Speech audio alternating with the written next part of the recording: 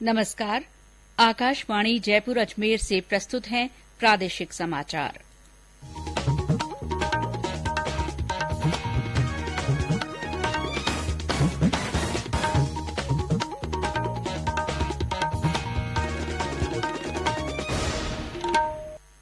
मुख्य समाचार। प्रदेश के श्रीगंगानगर में बाढ़ जैसे हालात, पानी की निकासी के लिए सेना की मदद ली जा रही है। सभी स्कूल अगले आदेश तक बंद। प्रधानमंत्री नरेंद्र मोदी कल उत्तर प्रदेश में बुंदेलखंड एक्सप्रेस वे का उद्घाटन करेंगे। लोकसभा अध्यक्ष ओम बिरला ने कल सर्वदलीय बैठक बुलाई। संसद का मानसून सत्र 18 जुलाई से। अखिल भारतीय विधिक सेवा प्राधिकरण सम्मेलन कल से जयपुर में। उच्चतम न्यायालय के मुख्य न्यायाधीश एनवी रमणा उद्घाटन भाषण देंगे। और मुख्यमंत्री अशोक गहलोत ने कहा, राज्य का अगला बजट युवाओं और विद्यार्थियों पर केंद्रित।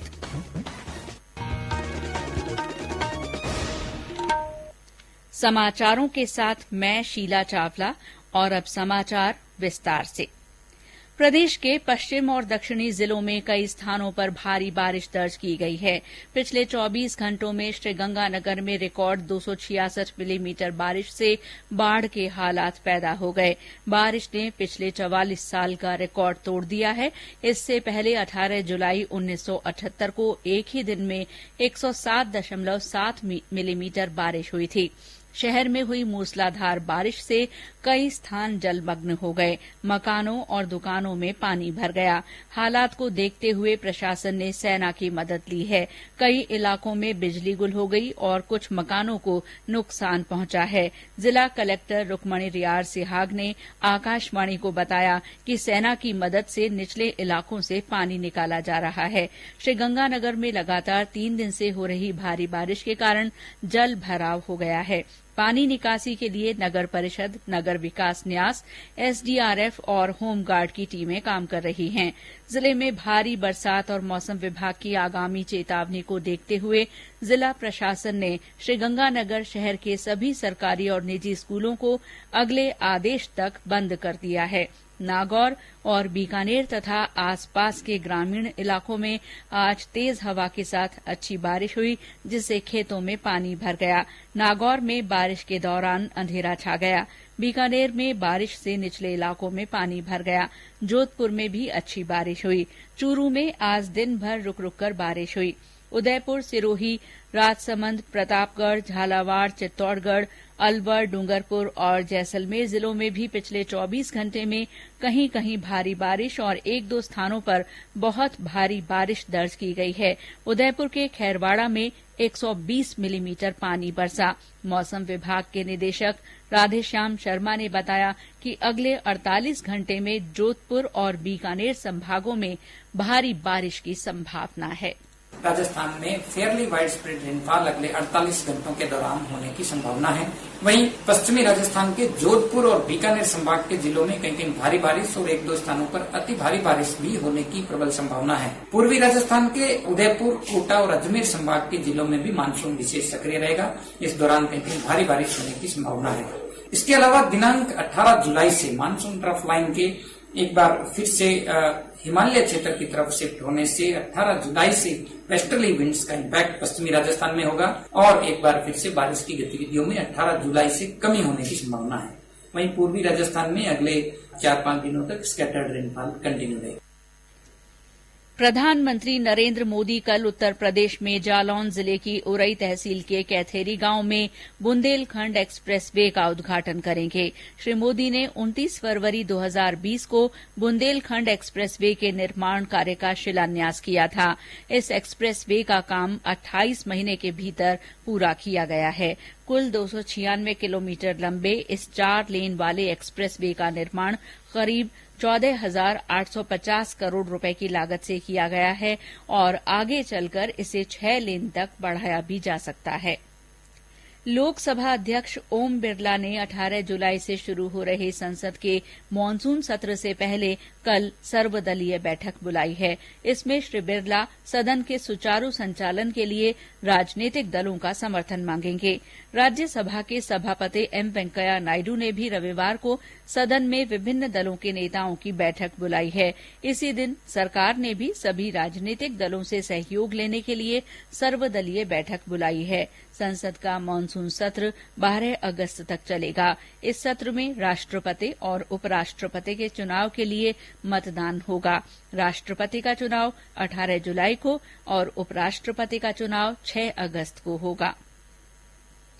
स्वास्थ्य मंत्री मनसुख मांडविया ने कहा है कि अगले 75 दिनों के लिए सभी वयस्कों को कोविड की एहतियाती खुराक मुफ्त देने का अभियान आज से शुरू हो गया है। एक ट्वीट के जरिए श्री मांडविया ने सभी पात्र लोगों से एहतियाती खुराक लेने का आग्रह किया है। माननीय प्रधानमंत्री जी ने 15 जुलाई से 75 दिन तक प्रिकॉशन डोज देश के सभी 18 एवो नागरिक को फ्री किया है। इस उपलक्ष्य में हेल्थ मिनिस्ट्री के सभी एम्प्लॉइज को प्रिकॉशन डोज देने के लिए स्पेशल सेंटर चालू किया गया है। सभी लोग प्रिकॉशन डोज लगा रहे हैं। देश के सभी 18 एबो नागरिकों को मेरा आग्रह है कि आप भी प्रिकॉशन डोज लगाइए। श्री मांडविया ने कहा कि नरेंद्र मोदी सरकार स्वस्थ और सुरक्षित भारत बनाने के लिए संकल्पबद्ध है। ये विशेष टीकाकरण अभियान आजादी का अमृत महोत्सव का एक हिस्सा है। प्रदेश में भी निःशुल्क प्रिकॉशन डोज लगाने का काम आज से शुरू हो गया है। आज पहले दिन लोगों ने उत्साह से कोविड टीके की प्रिकॉशन डोज लगवाई। स्वास्थ्य विभाग के अधिकारियों के अनुसार पहले दिन करीब 1.25 लाख से ज्यादा लोगों को प्रिकॉशन डोज लगाई गई। इसके लिए राज्य में 4000 टीकाकरण सत्र आयोजित किए गए। झुंझुनू के जिला कलेक्टर लक्ष्मण सिंह कुड़ी ने आज बीडीके अस्पताल में कोरोना वैक्सीन के प्रिकॉशन डोज के लिए नए चरण का शुभारंभ किया। केंद्रीय रसायन और उर्वरक मंत्री मनसुख मांडविया ने कहा है कि देश में खाद की कोई कमी नहीं है। बेंगलुरू में इफ्को की ओर से दक्षिण भारत के पहले नैनो यूरिया उत्पादन संयंत्र के शिलान्यास समारोह में बोलते हुए श्री मांडविया ने कहा कि नैनो यूरिया कृषि क्षेत्र में एक क्रांति है। उन्होंने कहा कि नैनो यूरिया भंडारण स्थान और लागत को कम करेगा और फसल उत्पादन में वृद्धि करेगा। श्री मांडविया ने कहा कि नैनो यूरिया से सरकार पर सब्सिडी का बोझ कम होगा, भले ही अंतर्राष्ट्रीय बाजार में यूरिया के दाम बढ़ें। ये समाचार आकाशवाणी जयपुर अजमेर से प्रसारित किए जा रहे हैं। समाचार अभी और भी हैं, लेकिन पहले ये संदेश। कंपटीशन की अगर आप कर रहे हैं तैयारी, तो उनके लिए ऑल इंडिया रेडियो पर हम लाए हैं अभ्यास, एक ऐसा कार्यक्रम जिसमें आप पूछेंगे सवाल व्हाट्सएप नंबर 9289094044 पर, या फिर ईमेल करेंगे abhyas.airnews@gmail.com पर, और हमारे विशेषज्ञ देंगे इसका जवाब। आपका अभ्यास हमारा प्रयास। समाचारों में आपका फिर स्वागत है। अखिल भारतीय विधिक सेवा प्राधिकरण सम्मेलन कल से जयपुर में शुरू होगा। जेईसीसी कन्वेंशन सेंटर में आयोजित होने वाले 2 दिन के इस सम्मेलन में देश भर के वरिष्ठ न्यायाधीश और कानून विशेषज्ञ शामिल होंगे। सम्मेलन में उच्चतम न्यायालय के मुख्य न्यायाधीश एनवी रमणा उद्घाटन भाषण देंगे। उद्घाटन समारोह में मुख्यमंत्री अशोक गहलोत, केंद्रीय विधि और न्याय मंत्री किरेन रिजिजू, उच्चतम न्यायालय के न्यायाधीश न्यायमूर्ति उदय उमेश ललित तथा राजस्थान उच्च न्यायालय के मुख्य न्यायाधीश एसएस शिंदे का भी संबोधन होगा। कार्यक्रम में शामिल होने के लिए आज से अतिथियों का पहुंचना शुरू हो गया है। इस कार्यक्रम में उच्चतम न्यायालय के 16 न्यायाधीश और उच्च न्यायालयों के कई मुख्य न्यायाधीश तथा न्यायाधीश शामिल होंगे। मुख्यमंत्री अशोक गहलोत ने कहा है कि राज्य का आगामी बजट युवाओं और विद्यार्थियों पर केंद्रित होगा। श्री गहलोत ने आज बीकानेर में महाराजा गंगा सिंह विश्वविद्यालय ऑडिटोरियम इंडोर स्पोर्ट्स कॉम्प्लेक्स के लोकार्पण के बाद आयोजित कार्यक्रम में ये घोषणा की। श्री गहलोत ने दावा किया कि राज्य सरकार अपने मौजूदा कार्यकाल में अब तक लगभग 1.25 लाख लोगों को नौकरी दे चुकी है। उन्होंने कहा कि करीब 1 लाख नौकरियां प्रक्रियाधीन हैं और 1 लाख नौकरियों की घोषणा उन्होंने 2022-23 के बजट में की है। मुख्यमंत्री ने महाराजा गंगा सिंह विश्वविद्यालय में राष्ट्रपिता महात्मा गांधी की प्रतिमा का भी अनावरण किया। मुख्यमंत्री ने प्रदेश भर में राजीव गांधी ग्रामीण ओलंपिक खेलों की अलख जगाने के लिए 29 मई से शुरू हुई मशाल यात्रा को बीकानेर से बाड़मेर के लिए रवाना किया। ये मशाल पूरे राजस्थान में जाएगी और इन खेलों के प्रति अलख जगाएगी। खाद्य और नागरिक आपूर्ति मंत्री प्रताप सिंह खाचरियावास ने कहा है कि सोशल मीडिया के जरिए झूठ फैलाने वालों के खिलाफ सख्त कार्रवाई करने के लिए कानून बनाया जाना चाहिए।